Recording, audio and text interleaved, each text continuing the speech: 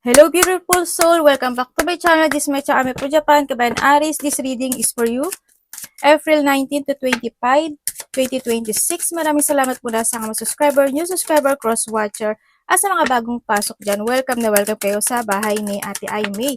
Salamat din sa nakataba ng puso ninyong mga comments at sa mga nagpa-personal reading. Marami pong salamat. Kung gusto niyo na energy niyo lang talaga, ang gusto niyo makuha natin, all the details is in description below. Pakicheck na lang. General reading tayo, kunin mo lang ang sayo at itapon ang hindi naman talaga sayo. Maaring vice versa. Energy mo, energy ng person mo, energy ng malapit sa puso mo, nangyayari or mangyayari pa lang. Use your own intuition, lawakan nyo inyong isipan, ano man ang gender mo, ano man ang edad mo, wala sa baraha ang kapalaran ng tao, kayo pa rin ang makapagpapabago dito. Gawin yung guide, yung mga warning, hindi yung negative, it's a warning, para magkaroon din kayo ng idea, awareness, action, change of decision, pwedeng maiwasan at iba pa. Meron kang Cancer, Leo, Capricorn, Pisces.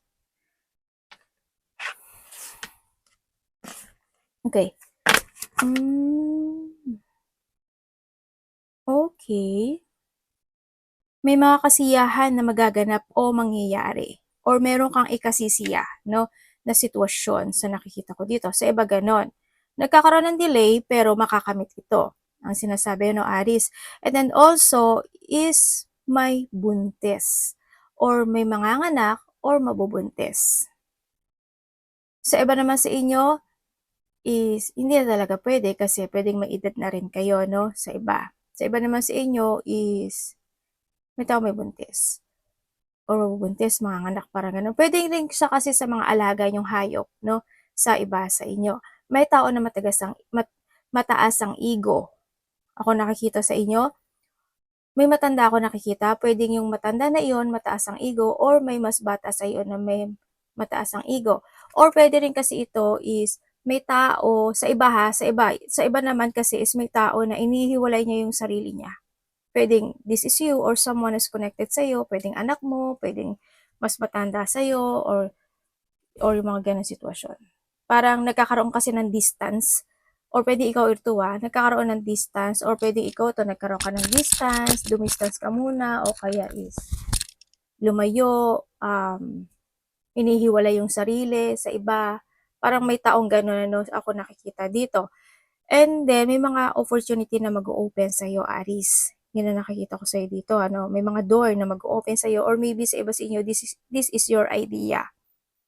Ako nakikita, parang meron kang idea na you want to success. Yes, may victory and success. Ako nakikita sa iyo. May malaman ka rin katotohanan. And then, may mga happiness naman din ikaw na mararamdaman. At may positive outcome situation. May nagmamatsyag. Pwedeng ikaw ang nagmamatsyag or someone is may pagmamatsyag. Mag-ingat ka na lang kasi may tao na hindi nagiging totoo or hindi magiging totoo sa'yo. No? Or ikaw ito kasi may tao na mapangling lang. Manliling lang, lilinglangin ka, o may pangliling lang. Or sana hindi ikaw ito, Aris, ano? And then also is there's a cheating. Pwede when it comes to a cheating, maraming klase ibig sabihin ng cheating. Pwedeng sa trabaho, pwedeng sa karelasyon, pwedeng sa kaibigan, or pwedeng sa ibang aspeto ng buhay mo, no? And then also, there's a papers and documents din ako nakikita sa iyo, Aris. Pwedeng ito is related sa, hindi ko alam kung saan eh. Pwedeng siya is related sa mga government situation, bahay, lupa, official building, or may mga sitwasyon ka na pipirmahan, ipapasa, matatanggap, asikasuhin. Sa ibang aspeto ng buhay mo, magkakaroon daw ng delay, i-delay, or magkakaroon ng pagpapaliban. And then also, there's a loneliness no? Ako nakikita. Ibig sabihin, mayroong tao na nalulungkot or malulungkot sa nakikita ko dito sa iyo. And, bakit ganun? May tao na matalino. Matalino siya pero maduga. Alam mo yung madaya. Yun ang nakikita ko dito. Hindi ko alam kung sino. Sana hindi ikaw Basta mag-ingat ka, someone is wearing a mask. Ibig sabihin, may nagpapanggap talaga. O mapagpanggap. Ingat ka 'no, sa ano, basta mag-ingat ka palagi sa mga na para well, ang pagkakamali naman kasi is learning, pero kung palagi ka naman magkakamali, hindi na learning 'yun, 'di ba? 'Yan. Meron kang empathy, challenge 'di ba sabi ko sa'yo mag-challenge ka. Independence and learning. Okay. Pagdating sa iyong love life, kung ikaw is single is yes, maaaring may makikilala ka na tao na na independent person or handun yung point na single ito sa iba sa inyo. Handun yung point na pag-aaral o pinag-aaralan o pagsisiyasat ng connection. Ikaw ito sa kanya or siya ito sa iyo. May mga challenge kayo na pagdadaanan if ever na maging kayo or mga challenge, something happen sa connection na ito, or pwede magbibigay ka ng challenge sa kanya or matcha-challenge siya sa iyo or ikaw ito sa kanya ha. Yun ang nakikita ko. Hindi yung mga ano,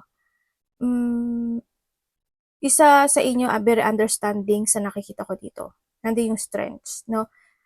Mabait.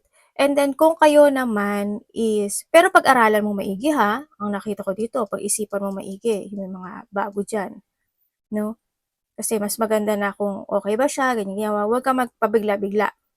And then also is sa iba naman na kung nagkahiwalay kayo nitong tao na ito, oo, kasi nagkaroon na ng challenge, naging ano, naging wave yung situation ano, siguro puwedeng biglaan na mga naganap o nangyari. Ganyan. Puwede rin kasi na ano, isa sa inyo naging malakas na rin ang pakaramdam, parang may na alam na niya yung there's something happen na rin, ang nakita ko dito. Pero nandun talaga yung deep emotions ng isa sa nakikita ko dito.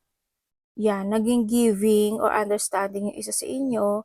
Si isa sa inyo kasi very independent. Alam mo yun yung ikaw ito or siya, yung isa sa inyo kasi mahilig sa when it comes to a challenge, parang mahilig siyang sumubok ng mga bagay-bagay kaya rin siguro na nagkaroon siya ng connection sa iba. Parang they try something, yung mga bagong feelings. 'Di ba 'pag medyo matagal na kayo, ganyan. Kasi itong connection na ito, ayaw niya ng straight na gano'n. Gusto niya palagi na-e-excite, na do'n sa point na 'yon. And then kung kayo naman is may third party relationship, hmm, nasa sa inyo na 'yun, nagiging patient ka naman, eh, 'no, pagdating dito. Kumbaga nacha-challenge ka ba na ikaw yung third party or may third party? Pero sa iba sa inyo kasi kung hindi ka naman third party, sa iba sa inyo mas nagfo-focus kayo sa sarili niyo kaysa may mga third party. Or you need to focus to your sarili. Kung wala naman kayong third party, handun naman yung love, 'no? Handun yung love, very open naman kayo sa isa't isa, kung andun naman yung contentment sa nakikita ko dito. Siyempre hindi naman maaalis kasi yung challenge sa buhay, 'di ba? Halimbawa puwedeng sa pera, puwedeng sometimes nag-aaway kayo, hindi nagkakasundo, pero sa mga bagay na yon you learn, 'di ba? May mga natututunan naman. At sa may mga third party rin, may matututunan talaga kayo. Pero siyempre 'wag paulit-ulit, 'di ba? Kung paulit-ulit na wala kayong natututunan, forever na kayong ganyan, 'di ba? Kung ito, this is sa career. Kung sa career ito, sa nakikita ko dito, mahirap din yung career ano, may mga challenge kasi na dumarating. Puwede rin sa mga kasama sa trabaho, ganyan. Mga nakita ko 'to, maaaring may mga pag-aaralan ka or may mga sisiyasatin ka pagdating sa iyong career, may mga ire-research ka, pag-aaralan, aalamin, puwedeng nandun sa point na yun ano, may mga bagong kontrata sa iba or may mga offer, opportunity, puwedeng nandoon sa point na iyon. Puwede rin iba sa inyo is freelancer, sa iba sa inyo or sa iba sa inyo is sa career, okey naman yung career, may mga siyempre challenge is ano na yan, given na yan, natural na kasi sa buhay ng tao yan ano. Kung sa buhay nyo is may mga bagay daw kayo na you need to learn from the past mistake or learn from the past situation ano, yaan. Maraming challenge pa na darating sa buhay mo, kaya kinakailangan sa iyo is try to make it balance. You need to be strong, understanding, at kailangan mo daw ng, um, ano ba 'to? Kailangan mo ng lakas ng loob, 'di ba nawala sa intuition ko, lakas ng loob at saka kung kailangan mo daw ng tulong na manggagaling sa ibang tao, why not? May paghihiling kasi ng tulong ako na nakikita dito. Puwede ikaw or siya. no, or someone who's connected sa'yo. Sa career niyo mag-focus ka daw sa mas good, yung gustong-gusto mo, gano'n. Puwedeng may mga pinag-aaralan na kayo or you have an idea na gusto niyong subukan. Subukan niyo dito kasi nandito naman yung ano, success and happiness. Your energy. Kung sa mga gusto ng bagong trabaho, yes, meron ako nakikita. May parating sa'yo, pero may pag-aaralan ka raw or kailangan mo daw talaga na alamin muna. Pero dito magsasucess ka, ibig sabihin matatanggap ka.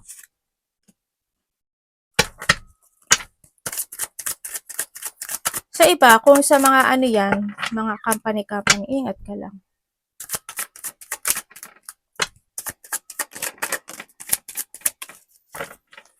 Okay, when it comes sa yung energy is pwedeng maikaka-stress ka isang babae sa buhay mo. Yan. Pwedeng ikaka-stress mo or ikaka-worried sa iba or kung ano man yan. May mga pain kasi ako na nakikita dito. No, or siya ito sa'yo. Pagdating din sa energy mo is hindi ko alam kung night shift ka or late ka na natutulog, pagising-gising ka or maaga ka nagigising. Bawi na lang kayo, no? Pwedeng nandun sa point na yun. May mga insomnia yung iba sa inyo or nandun yung point na may mga time daw na pwedeng sumakit yung ulo nyo o baka naman may mga migraine kayo, ganyan. Sa iba sa inyo, madalas kayong mananaginip.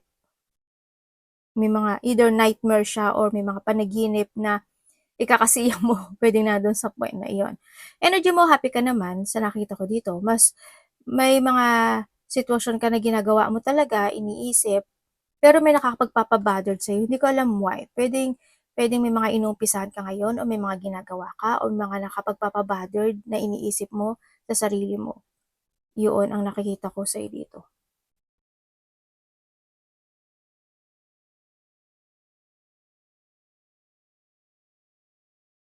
Dito sa situation, kasi we have the Magician.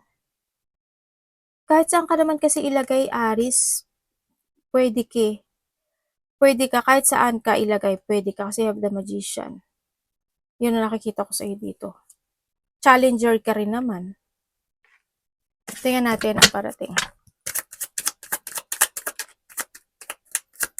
Baka iba sa inyo is maging busy kayo. Become sa yung energy. Parating.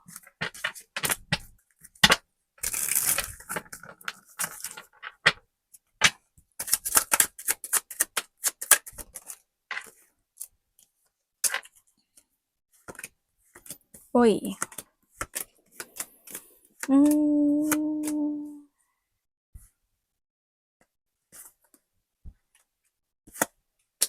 Okay.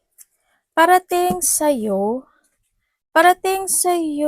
Aris, maaaring meron kang nakakausap na ikinasisiya mo.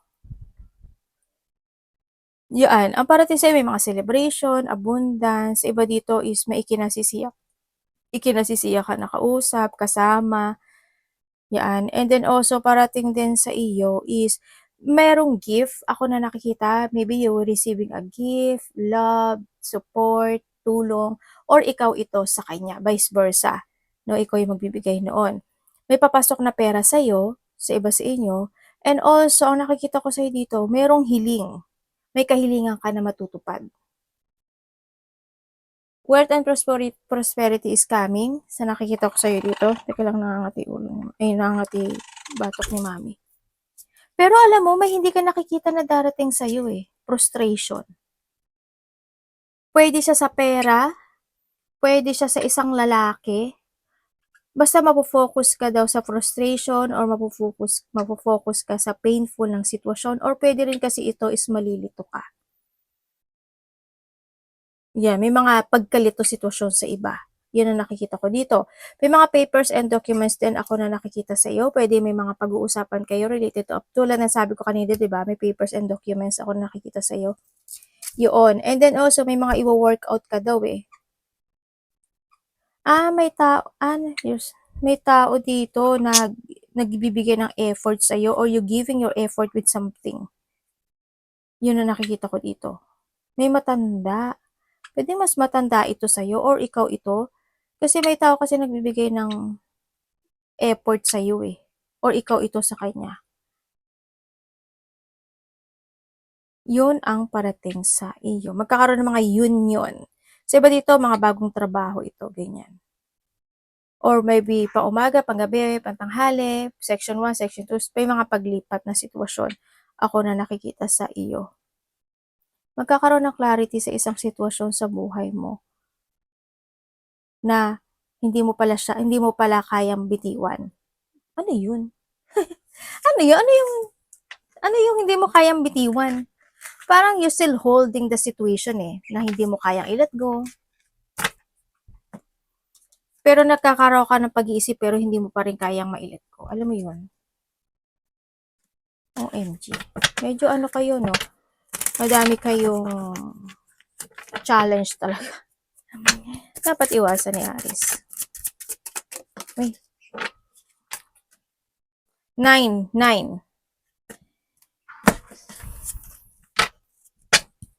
Dapat po niya iwasan.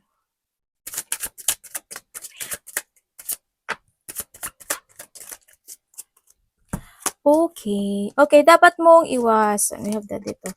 Dapat mong iwasan, syempre, yung mahata ka ng nakaraan. Iwasan mo yun, ano? Iwasan mo na hindi ka magkaroon ng transformation in some aspect of your life. Pwedeng sa sarili mo, physically, emotionally, spiritually. Yan, sa lahat, sa lahat. You need transformation daw.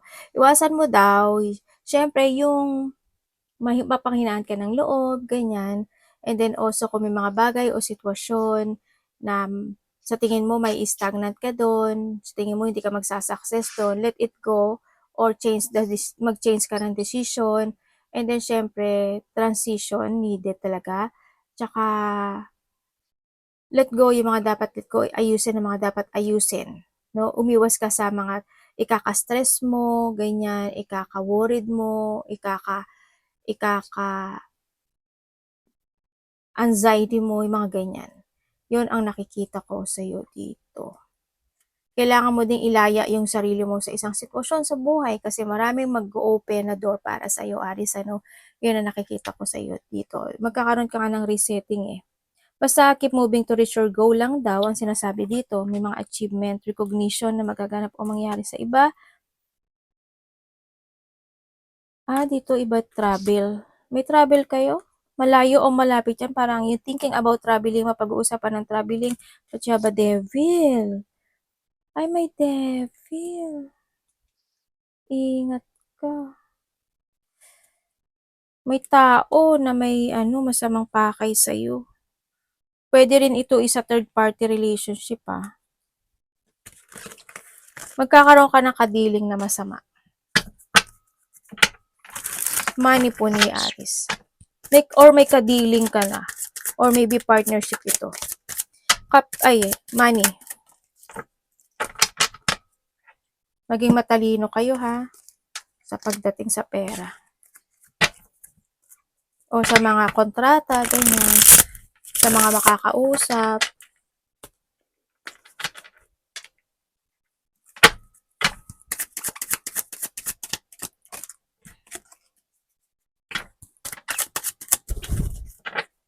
Pagdating sa iyong money. Pagdating sa money mo, syempre, sa pagdating kasi sa money mo, may mga unexpected situation talaga. Siguro may ginawa ka or may gagawin ka na unexpected na loss yung money. Yan na nakita ko. There's a loss of money situation. Depende kasi kung ano yung gagawin mo. Pwede may have a travel, magre-resting time ka, o kaya wala kang trabaho, ganyan. Mag-holiday ka. Sa iba, pagdating sa pera mo is, meron ka daw ma-achieve. Hindi siya malaki pero but you have achievement situation. Handle man yung stability na iba, pero sa iba sa inyo is handle yung pag-iisip ng ng trabaho or pera ito na connected ang family situation. Yun na nakikita ko dito. Or pwede rin naman mga kasal situation, di ba? Mga marriage situation, may pupuntahan ka, or may kakasal, o kaya naman is may mga isi-celebrate, pwedeng nahandoon yung point na yon. sa nakikita ko dito. May mga bagay daw na pagdating sa pera is kailangan mo daw talaga na siyasatin. Gano'n. Yun ang sabi kasi pwedeng magkaroon ng kabiguan pagdating sa pera. Yun ang sabi. Ingat ka na lang. May mga unexpected situation. May nangyari noon na mangyayaring muli ngayon. Sabi dito. May hinihintay ka. Kakaroon ka ng disappointment, oh. Oo nga. Yun. Basta mag-ano ka lang, put boundaries, tsaka you need to put a guard, no? Yung nakikita ko dito. Mas maging smart ka. Sana hindi ikaw ito, ha?